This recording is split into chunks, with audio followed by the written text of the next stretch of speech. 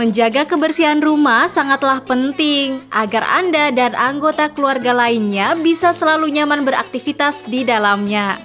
Rumah yang bersih juga dapat membuat Anda sekeluarga tetap sehat.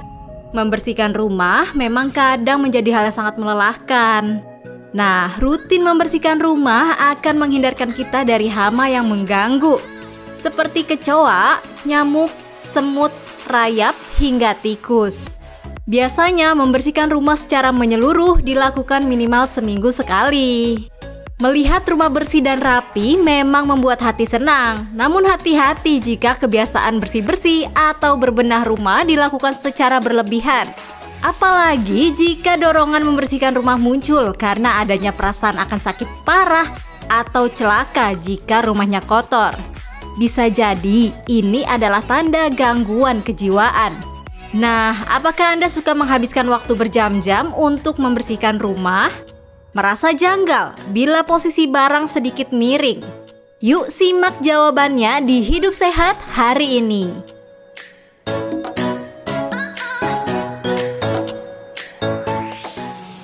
Bersih-bersih rumah adalah hal yang baik karena membuat kita lebih nyaman dan merasa lebih sehat.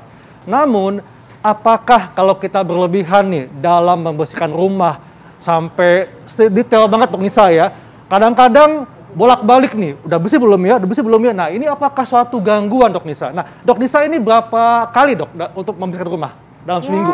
Paling pagi sama malam ya Dok ya, sebelum tidur ya? Yang pasti, iya. Nah, kalau andai kata ada yang nggak bersih atau mungkin letak meja agak bergeser, itu bikin kepikiran nggak? Tergantung Dok, kalau misalnya lagi rajin aku benerin, tapi kalau lagi capek ya udahlah ntar aja gitu ya.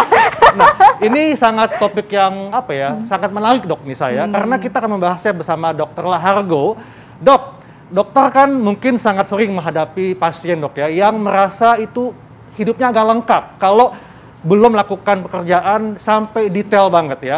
Nah, Dok Nisa mungkin ada yang mau ditanyakan ke Dr. Lahargo? Ya, benar banget nih Dok. Mungkin perempuan ya, itu identik dengan suka bersih-bersih biasanya. Nah, ini banyak jadi pertanyaan adalah selalu ingin bersih-bersih rumah, terus merasa rumah selalu kurang rapi gitu Dok. Itu adalah gangguan kejiwaan. Ini fakta atau mitos? Ya, ini bisa menjadi salah satu tanda dari suatu gangguan kejiwaan yang kita sebut obsesif kompulsif gitu ya. Yaitu adalah suatu pikiran obsesif yang muncul. Dia ngerasa kalau dia tidak melakukan pekerjaan tertentu atau bersih-bersih ini bakal terjadi hal yang buruk pada dirinya gitu ya. Itu namanya pikiran obsesif. Baru akan menyebabkan munculnya perilaku kompulsi, yaitu perilaku berulang-ulang seperti tadi, membersihkan berulang-ulang, kemudian menyusun barang harus tepat, presisi, harus pas benar gitu ya. Dan itu sudah menghabiskan waktu yang sangat banyak dan menyebabkan dia tidak bisa mengerjakan pekerjaan yang lain. Relasi dengan orang lain pun jadi terganggu. Orang yang ngelihatnya jadi capek gitu ya. Dan dia jadi nggak bisa mengerjakan pekerjaan-pekerjaan yang harusnya membuat dia bisa lebih produktif. Nah, itulah yang kita sebut sebagai obsesif kompulsif. Kalau perilaku yang dilakukan, bersih-bersihnya dalam hal ini sudah terlalu berlebihan dan berkepanjangan. Seperti itu. Jadi memang ada tindakan yang berulang-ulang dan menyebabkan kecemasan Dok ya, kalau misalnya tidak dilakukan berulang-ulang. Nah Dok, ini ada juga kalau misalnya nih ada orang yang tiba-tiba menjadi stres kalau perabotan rumahnya bergeser sedikit dan itu betul-betul membuat dia ingin melakukan kembali berkali-kali, berulang-ulang. Nah ini bisa menyebabkan dia mengalami gangguan kejiwaan. Ini fakta atau mitos Dok? Itu fakta gitu ya. Karena ketika kita kemudian melakukan perilaku kompulsi, gitu ya, sebenarnya dasarnya kita mengalami stres, kita mengalami suatu kecemasan, mengalami suatu kekhawatiran. Karena kalau ini tidak kita lakukan, bakal terjadi hal-hal yang kurang baik dalam kehidupan kita. Seringkali yang kita pikirkan itu juga hal yang nggak masuk akal malah, atau magical thinking gitu ya. Contohnya ada beberapa, misalnya pasien saya, dia cuci tangan berulang-ulang gitu ya. Nah, dalam pikiran dia, kalau dia tidak melakukan ini, nanti akan ada kuman dalam tangannya. Nanti kuman ini akan masuk ke makanan yang dia olah. Dan ini akan menyebabkan anak dan suaminya menjadi sakit. Kalau udah sakit harus dirawat, bisa meninggal dunia. Nah, sampai sejauh itu pemikiran obsesinya. Sehingga, dan itu munculnya repetitif, berulang-ulang, terus-menerus muncul dalam pikirannya. Dan itulah yang mendorong dia melakukan perilaku kompulsi, perilaku berulang-ulang, yaitu cuci tangan. Begitu cuci tangan sekali, udah bersih belum ya? Kayaknya belum, dia ulang lagi. Karena obsesi itu mengganggu dia, bikin dia stres dan bikin dia cemas.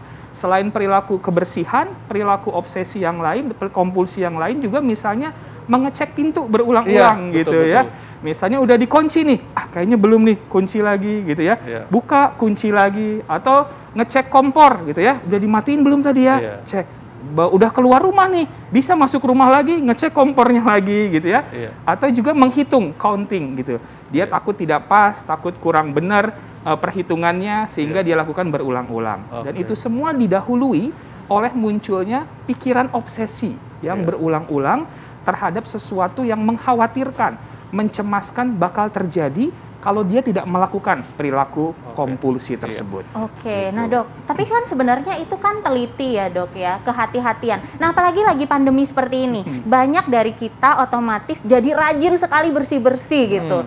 Atau ya pulang membersihkan sesuatu, sedikit-sedikit semua disemprot gitu kan. Nah itu bagaimana indikasinya jika itu sudah menjadi sesuatu yang berlebihan atau mengkhawatirkan gitu dok? Ya, pertanyaan yang menarik ya Dokter Nisa, karena memang di tengah pandemi ini kebersihan kayaknya yang paling utama gitu ya, cuci tangan, kebersihan rumah dan yang lainnya. Nah, indikatornya adalah kalau perilaku bersih-bersih yang kita lakukan itu sudah menimbulkan penderitaan bagi kita. Penderitaan tuh gimana? Kalau nggak dilakukan dia jadi berdebar-debar lebih kencang, nafasnya jadi pendek, asam lambungnya jadi naik, dia jadi nggak bisa tidur, gelisah mondar-mandir tidak menentu, dan itu bikin dia nggak produktif, nggak bisa bekerja dengan baik. Dan dia perhatian kepada keluarga, anak-anak, suami atau istri menjadi terganggu. Nah, kalau gangguan itu sudah muncul, inilah yang kita sebut gangguan obsesif kompulsif. Ya, jadi ini sudah merupakan suatu gangguan kejiwaan dan perlu diberikan penanganan yang cepat dan tepat. OCD ya dok ya? OCD, ya. Nah, dok, bagaimana dengan sifat perfeksionis? Jadi ingin segala halnya sempurna, bahkan tidak percaya dengan pekerjaan orang lain. Apakah ini sudah merupakan gangguan kejiwaan? Fakta atau mitos, dok? Nah, hal yang seperti itu kita sebut adalah suatu kepribadian.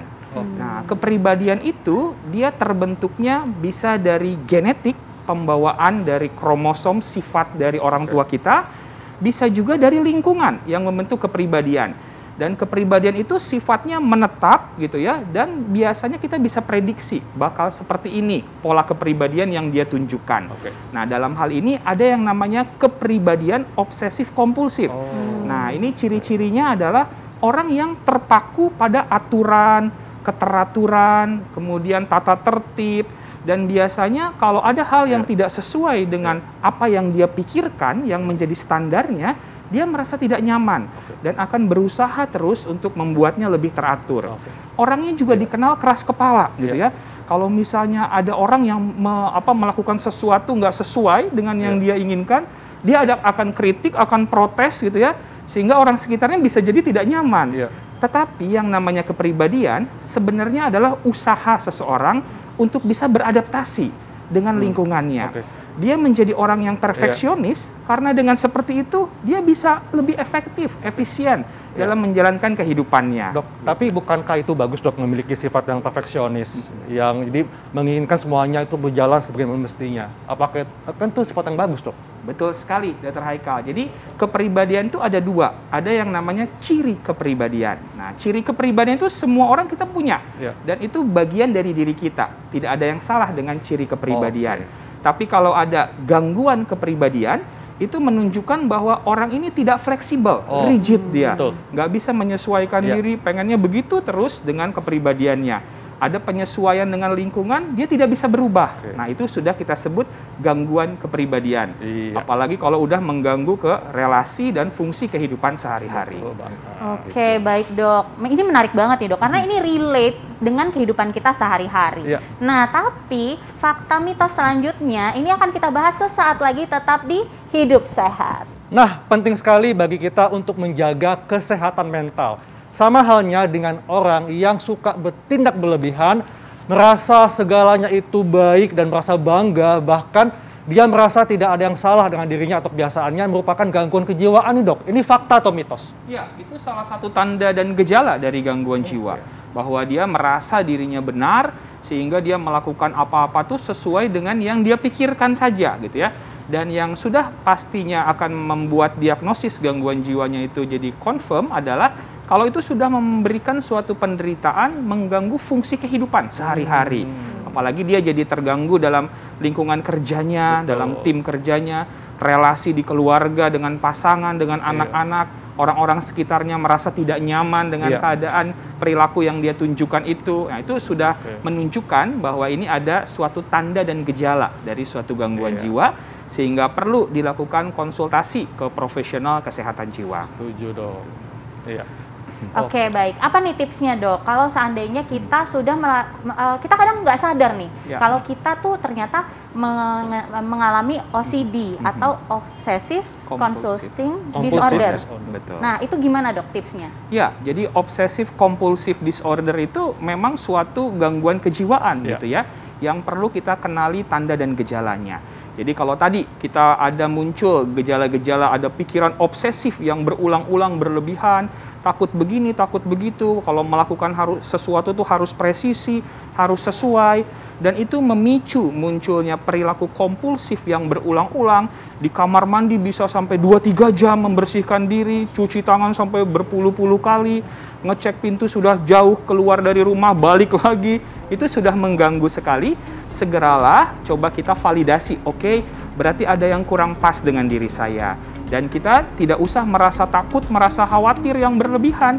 Karena it's okay not to be okay dengan kondisi kesehatan jiwa kita gitu ya. Setuju. Dan kita coba untuk melakukan regulasi dengan cara cerita kepada orang yang kita percaya, kemudian juga bikin journaling misalnya, menulis, bikin diary, sehingga kita bisa mengekspresikan diri kita, lakukan berbagai teknik misalnya relaksasi, seperti tarik nafas dalam, hembuskan pelan-pelan.